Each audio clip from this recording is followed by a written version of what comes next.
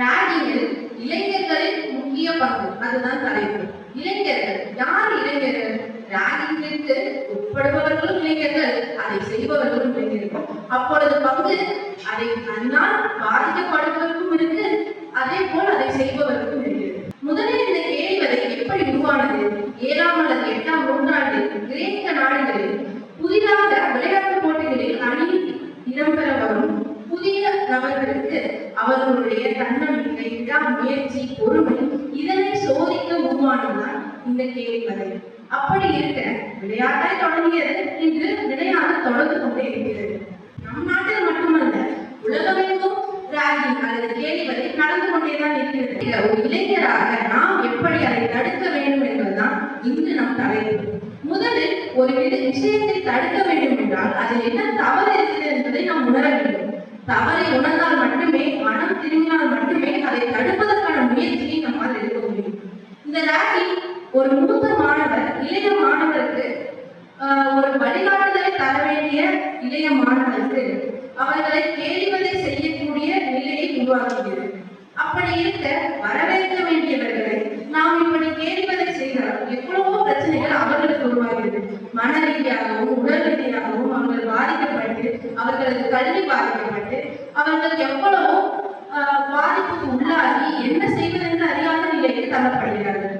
இப்படி இருக்க முதலில் அந்த மாணவர்கள் தங்களுக்கு நடக்கும் விஷயங்களை வெளியே தெரிவிக்க வேண்டும்.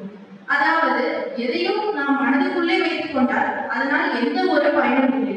எப்பொழுது குரல் வெளியே ஒழிக்கப்படுகிறதோ அப்போதுதான் அந்த குரல் கேட்கப்படும். எப்போது குரல் கேட்கப்படுகிறதோ அப்போதுதான் அதற்கான நீதியும் விமோசனமும் கிடைக்கும்.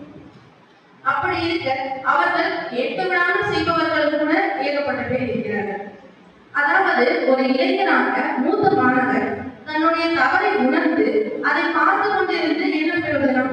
அதை எதிர்த்து ஒரு மூத்த மாணவர் கேள்வி கேட்கும் போது பாதிப்பு இன்னும் அதிகமாக இருக்கும். ஒரு இளைய மாணவருக்கு மூத்த மாணவன் எப்பொழுது உதவிக்கரம் நீட்டுகிறானோ அப்போதுதான் இந்த கேள்வி வதைக்கப்படும்.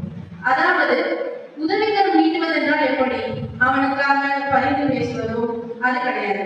சக மாணவனாக இருந்தாலும் அவனை எதிர்த்து போராடுவது, அவனை பற்றி தங்கள் நிறுவனங்களுக்கு கொடுக்கிறது, புகார் அளிப்பது. நிறுவனங்களில் இருப்பவர்கள் யார்? எங்கோ என்றோ இளைஞர்களாக இருந்து இதே கேலி வதைகளையும் என்றோ ஒரு நாள் சந்தித்து வந்தவர்கள். அவர்களும் இதை தாண்டி வந்தவர்கள். எந்த குழந்தையும் நல்ல குழந்தையான மண்ணில் இருக்கையிலே நல்லவராகவும் தீயவராகவும் அன்னை வளர்க்கவே என்று சொல்வார்கள்.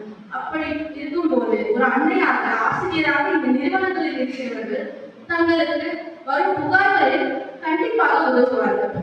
மேலும் நிறைய வாசகங்களை நான் எடுத்துரைக்க விரும்புகிறேன். யாரும் முறை யாவரும் கேள்வி, இது புறநானூறு வாசகம். இதை நான் ஏன் இங்கு சொல்ல வேண்டும் என்றால், எப்பொழுது நான் மூத்தவன் அவன் இளையவன் என்ற ஒரு சமநிலையற்ற தன்மை வருகிறதோ அப்போதுதான் கேள்வி உருவாகிறது. அப்படி இருக்க சமநிலை வேண்டும், எல்லோரும் சமம் என்ற எண்ணம் வர வேண்டும்.